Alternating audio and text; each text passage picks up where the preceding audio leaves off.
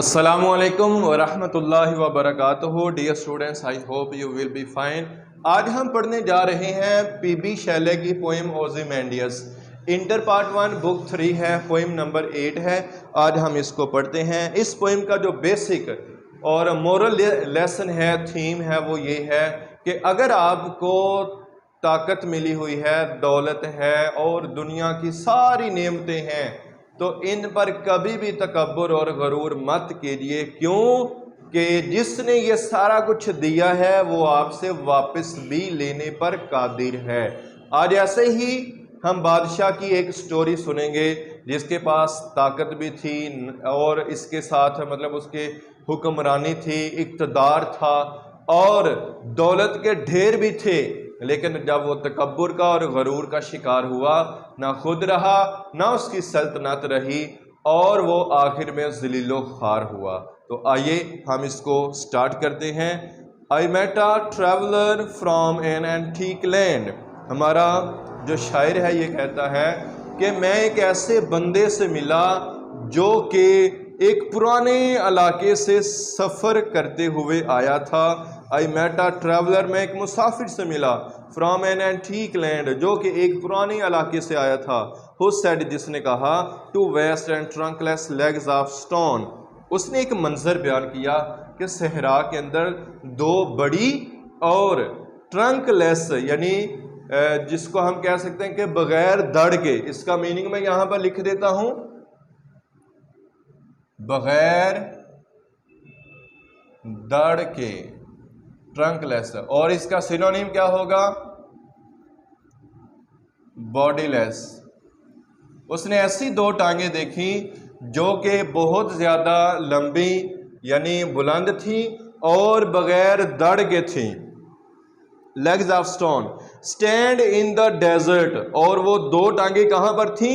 एक सहरा के अंदर खड़ी थी। जी, तो डेजर्ट का क्या मीनिंग हुआ? सहरा। और इसका सिनोनिम क्या हुआ? Arid, ARID, arid. एक सहरा के अंदर दो बुलंद लंबी और बगैर दड़ के टांगे खड़ी थी। नियर देम, वो कहते हैं उन टांगों के दरमियान, उन टांगों के करीब, ऑन द सैंड, रेत के ऊपर, हाफ संक, आधा धंसा हुआ, आ शैटर्ड विसेज लाइज, कहता है उन दो टांगों के पास ही एक टूटा हुआ चेहरा जो है वो रेत के अंदर आधा धंसा हुआ था। हाफ संक का मीनिंग होता है आधा धंसा हुआ। अ शैटर्ड विसेज लाइज, एक टूटा फूटा चेहरा वहां पर लाइज पड़ा हुआ था। शैटर्ड का मीनिंग क्या हुआ जी? टुकड़े टुकड़े।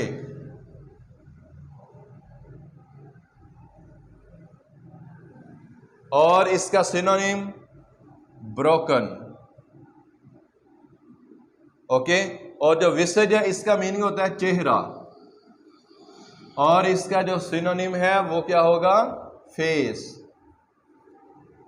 उन दो टांगों के करीब ही एक टूटा फूटा या ऐसा चेहरा जिसके टुकड़े टुकड़े हो चुके थे, वहां पर आधा दंसा हुआ पड़ा हुआ था।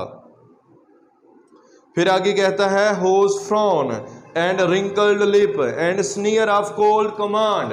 वो जो आधा चेहरा दंसा हुआ था, उसकी शक्लो शुबाहत या उसकी फिजिकल जो सिचुएशन थी वो बयान करते हुए कहता है, होज फ्रॉन, उसके माथे के ऊपर तैवरी थी, बल पड़े हुए थे। ठीक है, फ्रॉन का मीनिंग क्या होता है जी? तैवरी। हम इसको नाराजगी भी कह सकते हैं। ओके। और इसका सिनोनिम हम कह सकते हैं डीप थॉट। तो उसके चेहरे के ऊपर यानी माथे के ऊपर बाल पड़े हुए थे, एंड रिंकल्ड लिप, और उसके जो होंठ थे वो भी पुरशिकन थे, यानी होंठों के ऊपर भी गुस्से की वजह से शिकन पड़े हुए थे, बाल पड़े हुए थे। And sneer of cold command, और उसका जो चेहरा है, उसके एक्सप्रेशंस ऐसे थे, ऐसा लग रहा था स्नीयर ऑफ कोल्ड कमांड के जालमाना हुक्म का एक उसने आवाजा कसा हुआ था। वो ऐसा लग रहा था कि जालमाना हुक्म की वजह से किसी को टॉन्ट कर रहा है, किसी को तनकीद कर रहा था। स्नीयर ऑफ कोल्ड कमांड, स्नीयर का मीनिंग क्या होगा जी? आवाजा कसना।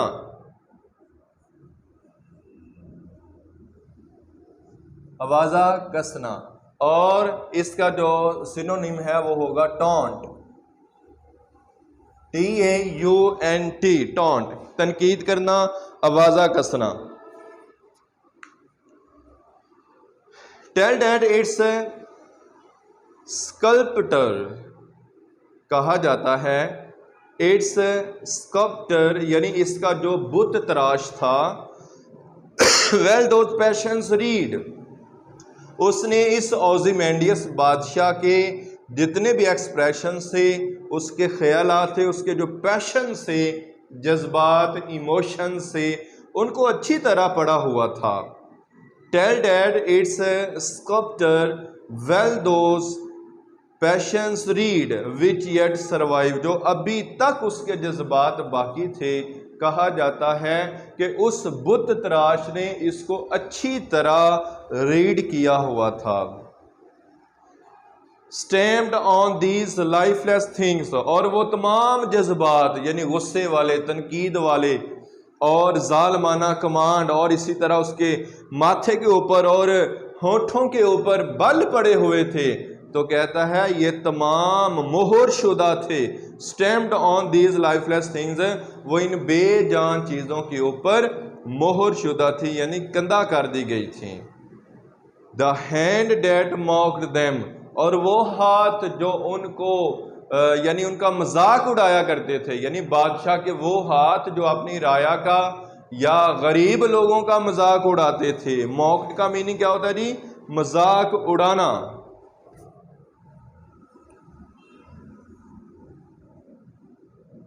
क्योंकि यहां सेकंड फॉर्म है तो हम इसको लिखेंगे मजाक उड़ाया, ठीक है।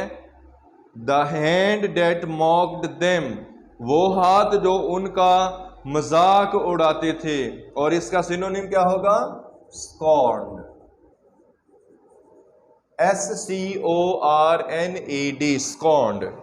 And the heart that fed, और उसका जो दिल है उन लोगों से भर चुका था, यानी उसका दिल बोझल हो चुका था अपनी आवाम से। And on the pedestal these words appear, और उसका जो सतून का पाया था, यानी जहां पर बुत खड़ा था उसका स्टैचू, उसका जो पाया था पेडिस्टल, दीज वर्ड्स अपीयर, तो सतून के पाए के ऊपर ये वाले अल्फाज लिखे हुए थे। कौन से अल्फाज से? माई नेम इज ओज़िमेंडियस, मेरा नाम ओज़िमेंडियस है। यानी उसके जो पाँव थे ना, पाँव वाली जगह कुर्सी, वहां पर ये वर्ड्स लिखे हुए थे, माई नेम इज ओज़िमेंडियस, मेरा नाम ओज़िमेंडियस है। किंग ऑफ किंग्स, मैं तो बादशाहों का बादशाह हूं। लुक ऑन माई वर्क्स, मेरे कारनामों की तरफ देखो। ये अंदाज होता है ना हुक्मरानों का, जब वो कोई थोड़ा सा फलाही काम कर लेते हैं तो हर तकरीर में बताते हैं कि देखो मैंने फलां काम भी किया, मैंने फलां काम भी किया। तो ये ओज़िमेंडियस भी कर रहा है कि मैं बादशाहों का बादशाह हूं, मेरे कामों की तरफ देखो। ई माइट्स एंड डिस्पेयर, ए ताकतवर लोगो, ए बादशाहो, ए हुक्मरानो, मेरे कामों की तरफ देखो। एंड डिस्पेयर, और मायूस हो जाओ। क्यों? कि आप मेरे जैसे काम कर नहीं सकते, तो आप मायूसी का शिकार हो जाएंगे।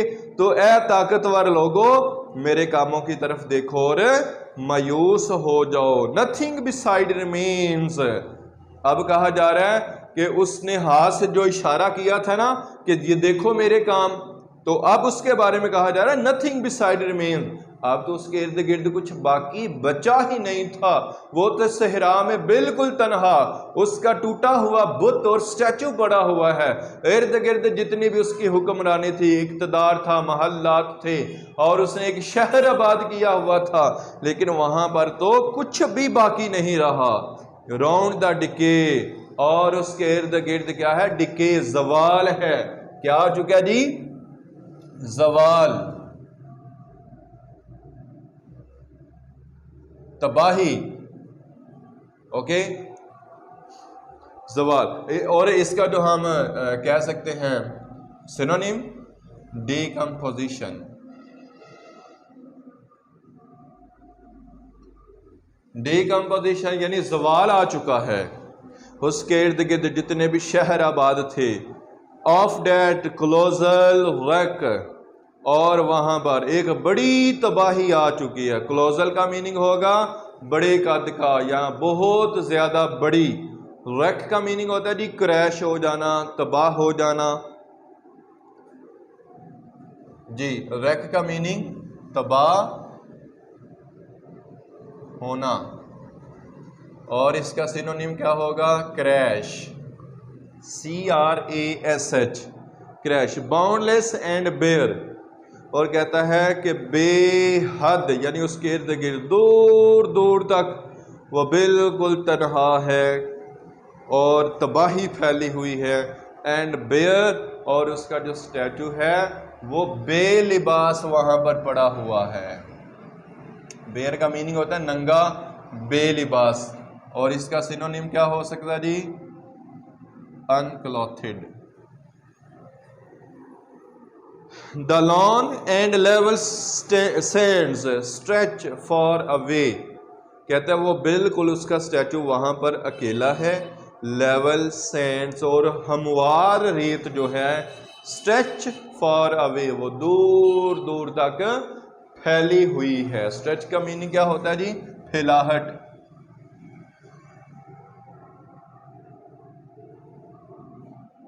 फैलाहट, और इसका सिनोनिम है ट्रैक्ट, कि दूर दूर तक रेत जो है वो फैली हुई है। तो डियर स्टूडेंट्स, मैं उम्मीद करता हूँ आपको इस पोइम की समझ आ चुकी होगी। अगर कोई आपका कोई क्वेश्चन हो तो आप कमेंट सेक्शन में पूछ सकते हैं।